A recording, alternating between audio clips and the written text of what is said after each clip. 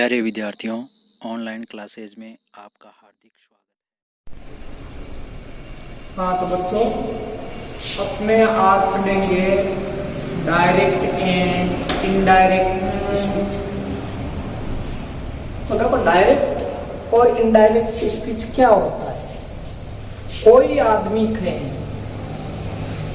मैं आपको कहूं कि समय पर स्कूल आना, और वही बात आप घर वालों को जाके कहो तो क्या कहोगे कि सर जी ने हमें समय पर बुलाया। हो गया। तो डायरेक्ट तो हो गया, जो मैंने जैसा कहा वैसा हो वैसा, और उसको चेंज करके आप दूसरे को कहते हो, वो हो गया इनडायरेक्ट। तो इसमें कुछ नियम होते हैं। देखो नियम क्या होते हैं, कैसे होता है। इसमें कुछ पार्ट होते हैं। एक तो यहाँ एक सेंटेंस होता है, ठीक है, यहाँ कोमा होती है, ठीक, इन्वर्टेड कोमा होती है, और यहाँ सेंटेंस होता है, यहाँ इन्वर्टेड कोमा बंद होती है, ठीक है। यह है, ये इसको कहते हैं रिपोर्टिंग वर्ब। रिपोर्टिंग वर्ब, इसको कई बार रिपोर्टिंग क्लाउज भी कहते हैं। रिपोर्टिंग क्लाउज या रिपोर्टिंग वर्ब। और ये होता है रिपोर्टेड स्पीच।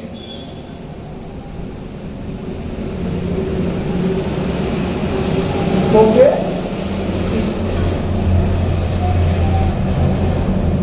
रिपोर्टेड स्पीच क्या होता है, जो जैसे कहा जाता है मुंह से। जो मैंने कहा कल आप समय पर स्कूल आना, वो मेरे शब्द वैसे का वैसे, या लिखूं मैं कल आप समय पर स्कूल आना, तो ये क्या हो गया, रिपोर्टेड स्पीच। और ये होती है reporting verb.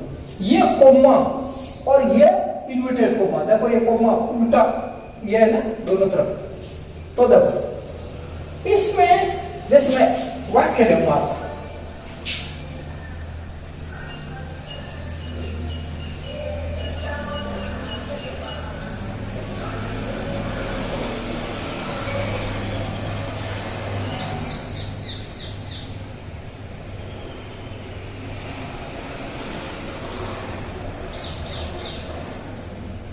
he said, I am going to my school. ये फुल स्टॉप या इन्वर्टेड कोमा बनते। तो ये रिपोर्टिंग वर्ब क्या हो गई, रिपोर्टिंग वर्ब हो गई he said। ये सेंटेंस, यह की जो वर्ब होती है कि भाई ये कौन सा टेंस है, खास बात यह है कि यह कौन सा टेंस है और यह क्या क्या है, इसमें परिवर्तन क्या क्या होता है। परिवर्तन क्या क्या होता है, देखो परिवर्तन, पहली बात तो इसमें जो परिवर्तन होता है वो तो निर्भर करता है इसके ऊपर, जो इसमें परिवर्तन होता है वो निर्भर करता है इसके ऊपर। तो यह क्या हो सकता है, पहली बात तो यह क्या हो सकता है, तो इसमें कई चीजें हो सकती है। देखो एक तो यहाँ पहली बात तो हो सकता है सिंपल सेंटेंस।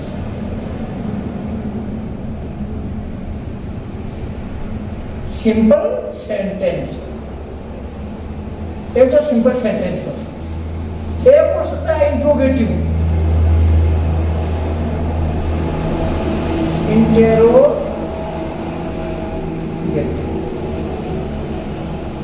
एक हो सकता है इंपेरेटिव, इंपेरेटिव, एक हो सकता है ऑप्टेटिव, ऑप्टेटिव, और एक हो सकता है एक्सक्लेमेंट, एक्सक्लेमेंट।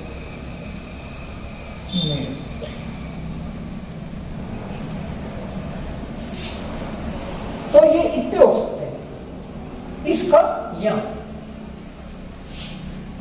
तो ये जो यहां परिवर्तन होगा वो किस पर डिपेंड करेगा कि यह कौन सा वाक्य है, सिंपल है या इंट्रोगेटिव है या इंपेरेटिव है या ऑप्टेटिव है या एक्सक्लेमेटरी, इनमें से कौन सा है, इस पर निर्भर करेगा। तो एक तो ये आपको यहाँ जो रिपोर्टेड स्पीच है उसमें आपको पहचानना पड़ेगा कि यह सेंटेंस किस टाइप का है।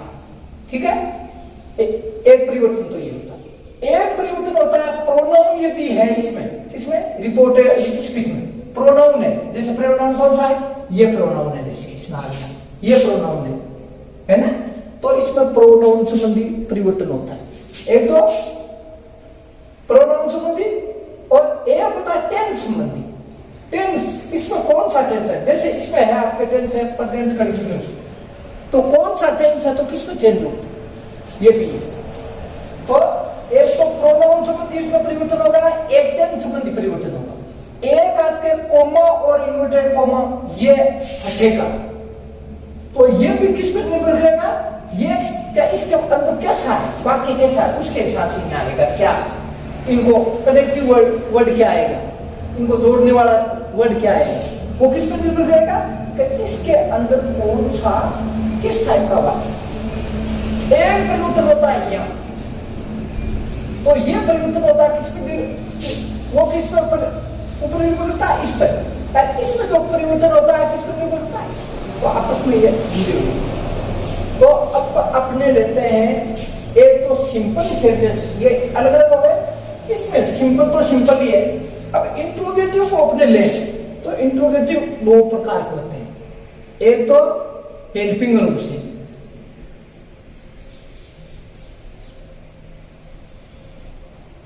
प्रश्नवाचक अपने हेल्पिंग रूप से इंट्रोगेटिव बनाते हैं, हेल्पिंग रूप से इंट्रोगेटिव बना,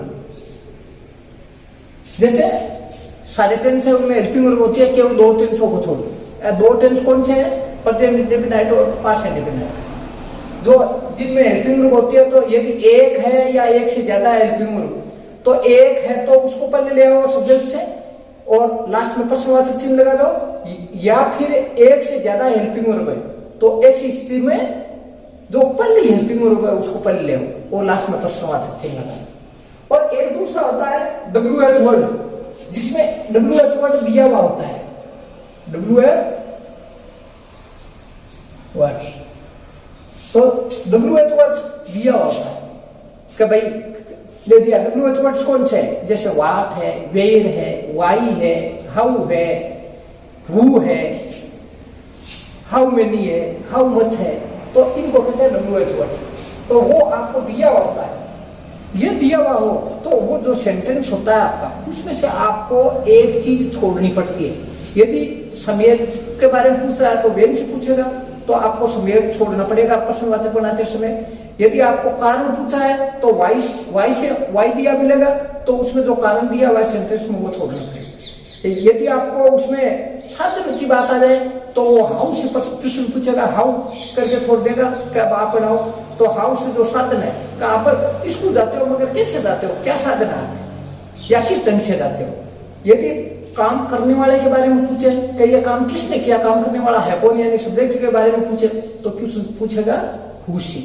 यदि आपको कोई वस्तुओं की संख्या पूछे, वस्तुओं की संख्या वहां पूछी जाती है जहां गिनती हो, तो गिनती हो वहां संख्या पूछी जाती है, तो वो हाउ मेनी से पूछेगा। यदि मात्रा पूछी है तो वो मात्रा हाउ मच से पूछेगा। और यदि आपको दूरी पूछी है तो वो पूछेगा हाउ फार से। और यदि आपको रिपीटेशन पूछा है, दोहराव पूछा है, तो वो हाउ ओपन। तो इस टाइप के अलग अलग है, और तो ये पूछने का तरीका। अब है इंपेरेटिव।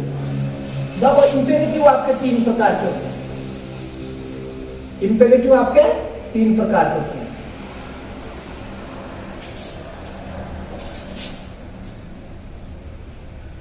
एक तो होता है ऑर्डर,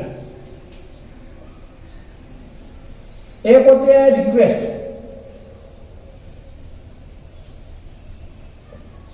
और एक होते हैं एडवाइस।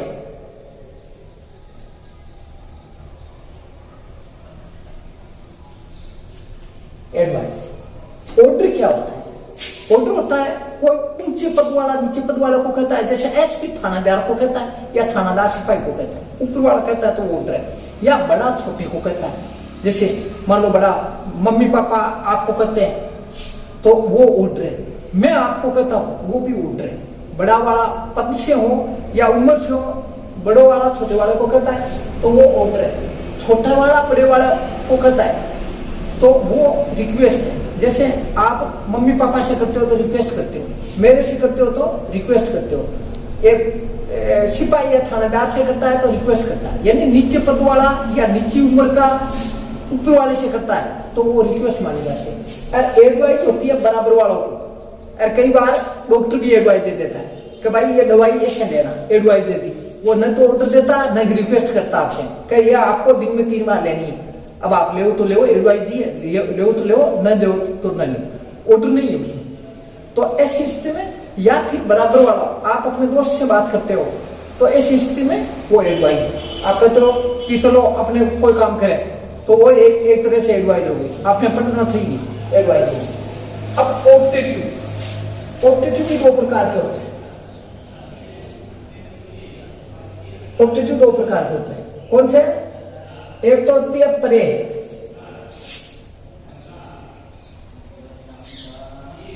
और एक होती है विष। परे और विष 2 प्रकार की होती है। तो ऑप्टेटिव है परे, यानी प्रार्थना। प्रार्थना हमेशा भगवान से होती है तो उसमें कहीं ना कहीं भगवान का नाम आया हुआ होता है। मे गॉड ब्लेस यू, भगवान आपको खुश रखे, तो भगवान से प्रार्थना की। और तो भगवान का नाम आया, मे के बाद में यदि भगवान का नाम आ गया तो वो है मे गॉड ब्लेस यू, भगवान आपको आशीर्वाद दे या खुश रखे। तो ऐसी स्थिति में वो परे है, प्रार्थना है। मगर यदि भगवान का नहीं लेके मैं ये कहूं मे यू लिव लो, मे के बाद में क्या है?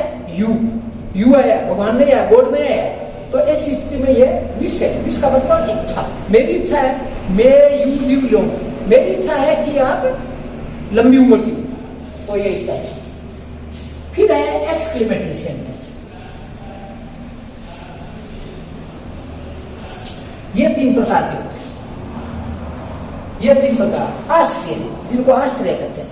वैसे आश्रय होता है, वो आश्रय ऐसे नहीं होता, आश्रय हमेशा अंदर से उठता है। कैसे है?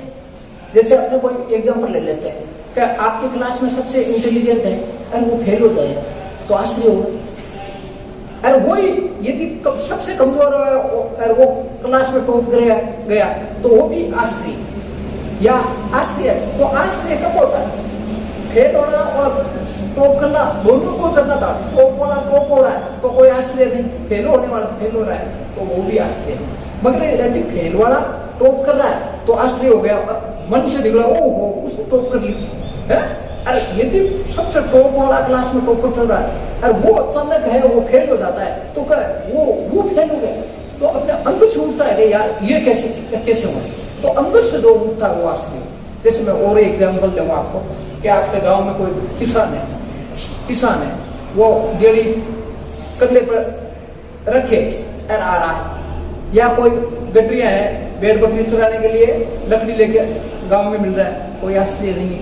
मगर आप बंबई घूमने जाते हैं और वो आदमी वहां मिल जाए तो वो आश्चर्य बन गया।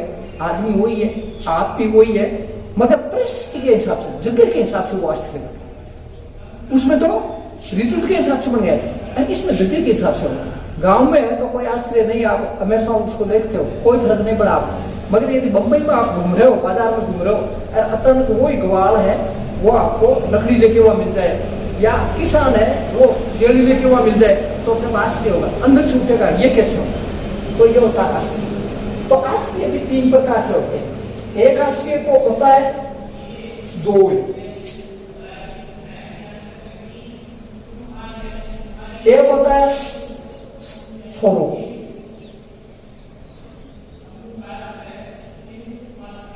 और तीसरा होता है सत्ताज।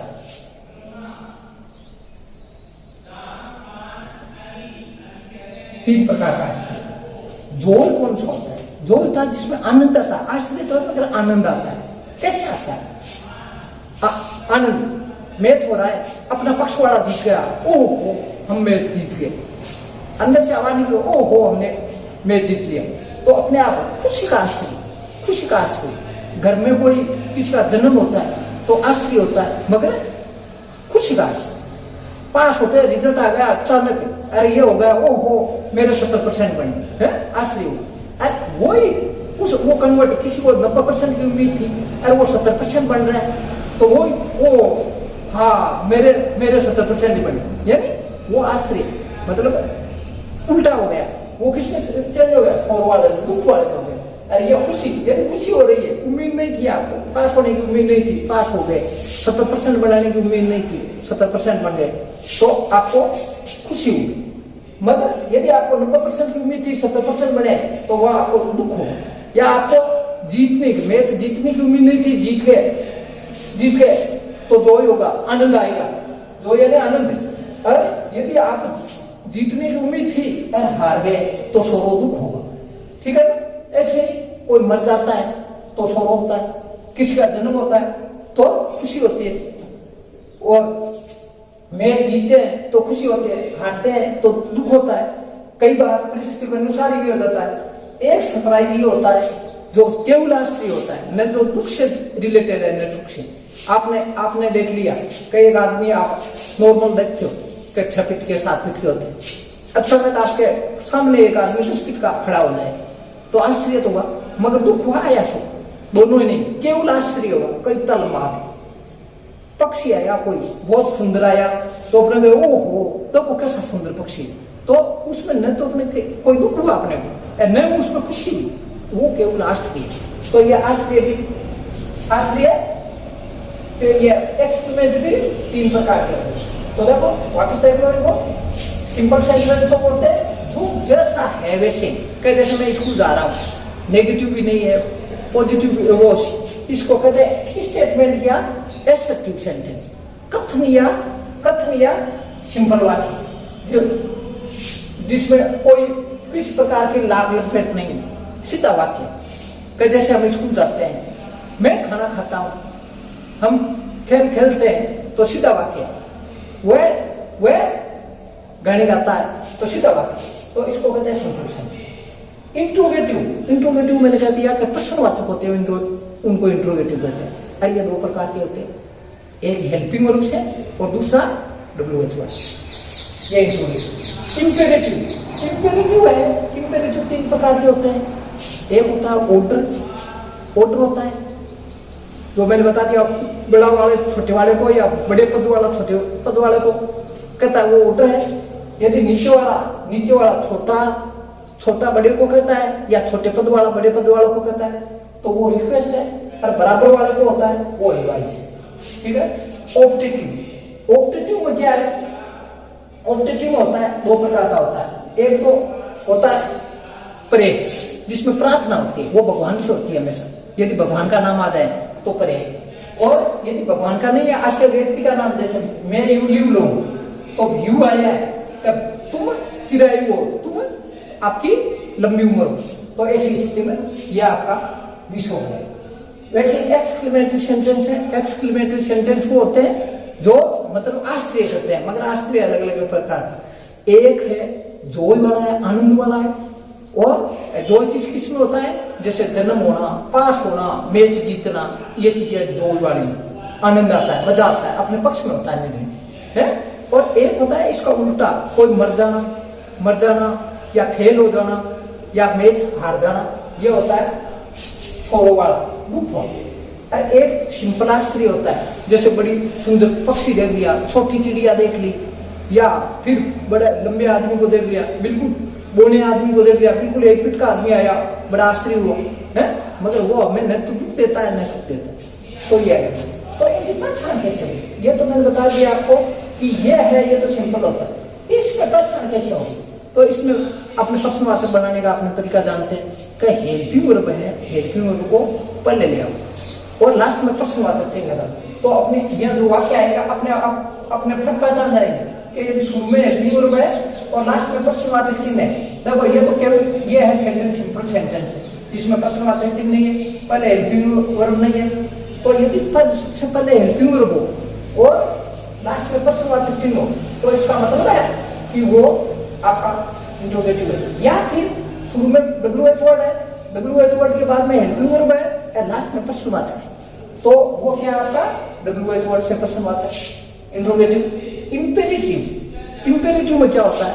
इंपेरेटिव में सबसे पहले आपको फर्स्ट फॉर्म आएगी। सबसे पहले क्या आएगी? First form. फर्स्ट फॉर्म आएगी। फर्स्ट फॉर्म कैसे? उसके बाद में ऑब्जेक्ट आएगा। अपने जो वाक्य पढ़ते हैं उसमें अपना सब्जेक्ट, वर्ब और ऑब्जेक्ट पढ़ेंगे अब तक। मगर यदि सब्जेक्ट गायब हो, मैं कहूँ open the door, open verb है, ओपन द डोर ऑब्जेक्ट है, ठीक है ना? मगर उसका मैं ये कहता यू ओपन द डोर, तो ये आपका इंपेरेटिव नहीं होता। क्यों? इसमें सब्जेक्ट आ गया। यद्यपि बात तो वही है, इसमें सब्जेक्ट है, गायब है।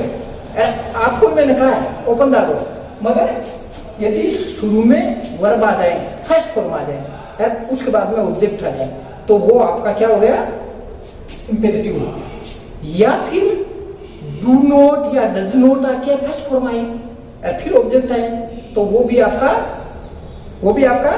इंपेरेटिव हुआ। या फिर काइंडली या प्लीज लग के बाद में फर्स्ट फॉर्म आए, जैसे प्लीज ओपन द डोर या काइंडली ओपन द डोर, ऐसा हो, तो वो भी इंपेरेटिव। तो देखा आपने इंपेरेटिव की पहचान कैसे होगी?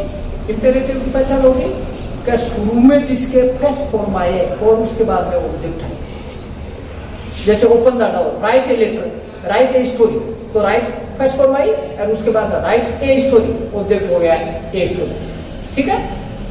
Right a letter, read the book, read verb है, सबसे पहले रीड है, रीड द बुक, किताब पढ़ो, तो वही है कि भाई तो सब पहले फर्स्ट फॉर्म आई है और फिर ऑब्जेक्ट है। तो ऐसी स्थिति में आपको ये ध्यान रखना है कि इंपेरेटिव पहचानने का तरीका क्या है? इंपेरेटिव पहचानने का तरीका है कि सबसे पहले वर्ब आएगी, फर्स्ट फॉर्म आएगी और उसके बाद में ऑब्जेक्ट है। या फिर डू नॉट और डज नॉट आके फिर वो फर्स्ट फॉर्म आएगी। जैसे मनाही करना, do not open the door, का दरवाजा मत खोलो, मनाही करना। तो ऐसा हो जिसमें डू नॉट आ गया या डज नॉट आ गया। ज्यादातर डू नॉट ही आता है, डज नॉट कम आता है। तो do not open the door, do not right, मत लिखो, तो ऐसा हो। Do not make a noise, शोर मत करो। तो ये बातें हैं। तो मैंने बताया कि या तो फर्स्ट फॉर्म हो और ऑब्जेक्ट हो, या फिर डू नॉट या डज नॉट आके फर्स्ट फॉर्म हो, या फिर काइंडली और फर्स्ट फॉर्म हो और ऑब्जेक्ट हो, या फिर प्लीज फर्स्ट फॉर्म और ऑब्जेक्ट हो। तो ये पहचान किसकी है? आपके इसकी इंपेरेटिव। अब इंपेरेटिव, फिर इंपेरेटिव पहले तो पहचान होगी कि ये इंपेरेटिव, जैसे इसमें पहले पहचान होगी कि ये प्रश्नवाचक है, तो कौन सा टाइप का प्रश्नवाचक है आपको तो सोचना पड़ेगा। प्रश्नवाचक तो है, मगर हेल्पिंग वर्ब वाला है या डब्ल्यूएच वर्ब वाला। फिर आप जैसे इंपेरेटिव हो गया, आपने इंपेरेटिव को पहचान लिया, क्या है तो ये इंपेरेटिव कैसे पहचानूंगी? का फर्स्ट फॉर्म है इसमें या फिर ऑब्जेक्ट है, तो आप पहचान दोगे। फिर आपको आगे पहचानना है कि इंपेरेटिव वर्ब कौन सा है? क्या इंपेरेटिव ऑर्डर वाला है या रिक्वेस्ट वाला है या एडवाइस वाला है? फिर आपका है ऑप्टेटिव। ऑप्टेटिव मैंने कहा था ये हमेशा मे से होते हैं ये वाक्य, इनके शुरू में मैं आता है। मे गॉड ब्लेस यू, भगवान आपको आशीर्वाद दे। तो मे पहले है, फिर यदि मे के बाद में गॉड आ गया तो वो आपका क्या है?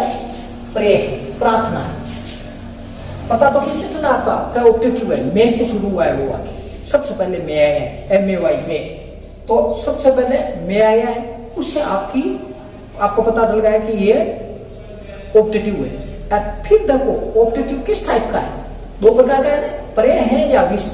यदि मे के बाद में गॉड आए तो वो आपकी प्रे है, प्रे यानी प्रार्थना। और यदि आपका मे के बाद में और कोई प्रोनाउन है, जैसे मे यू या मे आई, तो इस टाइप का है, तो वो आपकी विश है, इच्छा, कामना, अभिलाषा, ठीक है?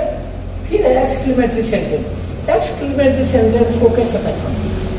एक्सक्लेमेटरी सेंटेंस को एक्सक्लेमेटरी मार्क होता है। जैसे एक तो होती है खड़ी फाई, केवल या खड़ी फाई होती है।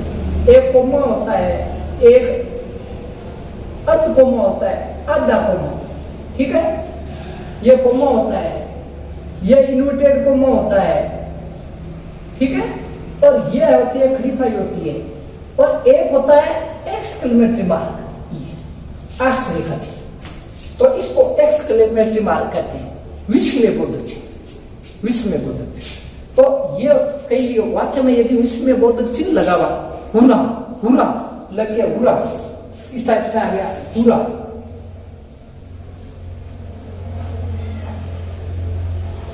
और ये लग गया, ठीक है, हुरा, या ओ और एक्स में लगेगा, या फिर ब्रेवो, शाबाश, BRAV, ब्रेवो, शाबाश, एक्सक्लेमेटरी लगे। तो ये इन शब्द में पहचानेंगे कि ये भाई इसमें एक्सक्लेमेटरी है, तो फिर किस टाइप का है, तीनों में से कौन सा है, सुख वाला है, दुख वाला है, या केवल सरप्राइज है। तो ये अंदर है, किसमें है, ये कहाँ आएंगे, इस इन्वर्टेड कोमा में आने वाला है। तो पहले आपको ये पहचानना पड़ेगा कि ये किस टाइप का वाक्य है, भाई ये वाक्य है किस टाइप का है, उसके हिसाब से उसमें परिवर्तन होगा। और इसमें ये मैंने बता दिया आपको क्या क्या परिवर्तन होता है, ये जो है जिस टाइप का वाक्य है उसके हिसाब से यह परिवर्तन होगा, बार जो रिपोर्टिंग वर्ब थे उसमें इसके हिसाब से परिवर्तन होगा। तो देखो आप आगे अपनी सुना करते हैं,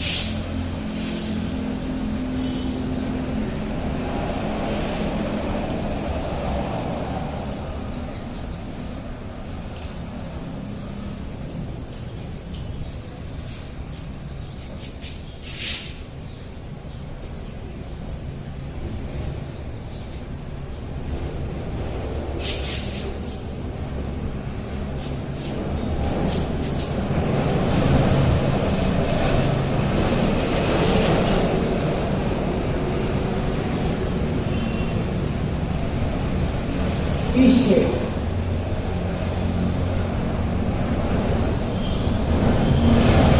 I am going to my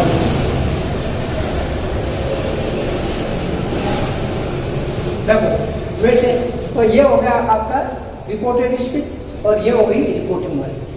अब इसमें आपको एक टेंस देखना है, यह कौन सा टेंस है, टेंस की पहचान आपने की है, पीछे देखा है चार्ट में, जानते हैं आपने। तो ये जैसे सेकंड फॉर्म है, केवल सेकंड फॉर्म है, तो इसका मतलब क्या है कि सेकंड फॉर्म है, ये सब्जेक्ट है, ये सेकंड फॉर्म है, सेकंड फॉर्म में तो पास्ट इंडेफिनिट है यानी पास्ट टेंस है। तो ये कौन सा टेंस है, ये टेंस को देखना पड़ेगा, उसके हिसाब से इसमें प्रकृति। यदि आपका टेंस यहाँ प्रेजेंट या तो प्रेजेंट टेंस हो, कोई भी होता है, प्रेजेंट टेंस या फ्यूचर टेंस हो,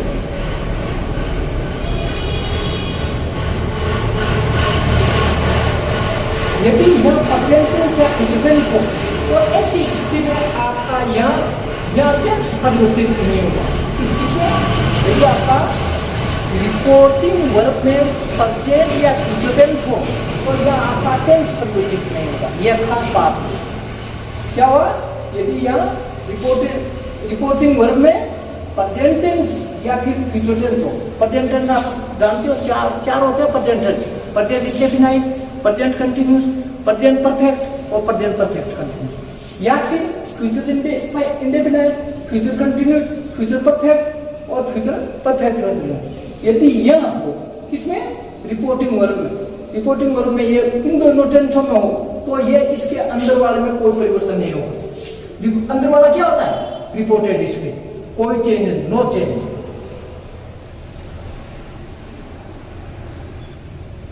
तो बात समझ आई, यदि यह प्रेजेंट टेंस हो तो यह इसमें टेंस में कोई परिवर्तन नहीं होगा। तो एक तो होता है टेंस संबंधी परिवर्तन। वो परिवर्तन कब होगा? जब यह पास्ट टेंस हो। प्रेजेंट हो तो इसमें कोई परिवर्तन नहीं होगा, मगर यदि पास्ट टेंस हो या पास्ट टेंस हो तो इसमें परिवर्तन होगा, चेंज। तो इसमें टेंस में चेंज होगा। अब टेंस में चेंज क्या होगा?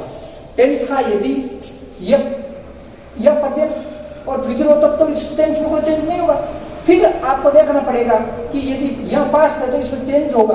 चेंज होगा तो क्या होगा? यदि यह फिर प्रेजेंट है, कोई भी प्रेजेंट चारों प्रकार के है, तो प्रेजेंट है तो सेम का सेम पास्ट कर दो, या यदि प्रेजेंट इंडेफिनाइट है तो उसको पास्ट इंडेफिनाइट कर दो। प्रेजेंट कंटिन्यूस है तो पास्ट कंटिन्यूस कर दो। प्रेजेंट परफेक्ट है तो पास्ट परफेक्ट कर दो, और प्रेजेंट परफेक्ट कंटिन्यूस है तो पास्ट परफेक्ट कंटिन्यूस। ठीक है? तो जैसे इसमें देखो ये पास्ट टेंस है तो इसमें टेंस चेंज हुआ। क्यों?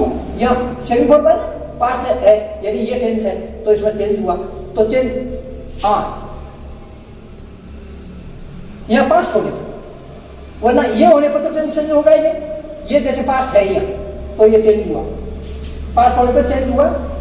मैंने बता दिया कि भाई प्रेजेंट इंडेफिनाइट पास्ट इंडेफिनाइट में, प्रेजेंट कंटिन्यूअस पास्ट कंटिन्यूअस में, प्रेजेंट परफेक्ट पास्ट परफेक्ट में, और present perfect continuous past perfect में। जैसे इसमें देखो प्रेजेंट कंटिन्यूअस है तो प्रेजेंट कंटिन्यूअस को किसमें चेंज हो जाएगा? ये पास्ट कंटिन्यूअस में चेंज हो जाएगा, आपका पास्ट कंटिन्यूअस। ऐसी स्थिति में क्या होगा? जैसे एक तो अभी आया ना, एक प्रोनाउन और चेंज होते हैं, ये प्रोनाउन ये प्रोनाउन और ये प्रोनाउन वो अलग है। तो यह जो प्रेजेंट कंटिन्यूअस है वो किसमें होगा? एम है या उसमें क्या होता है? इसमें इज आ रहे हैं और आईएनजी वाले फॉर्म होते हैं, और उसमें पास्ट कंटिन्यूअस में क्या होगा? वाज वर और आईएनजी वाले फॉर्म। ये परिवर्तन होते हैं, तो ये परिवर्तन है। ठीक, थैंक यू वेरी मच। कल आगे बताएं।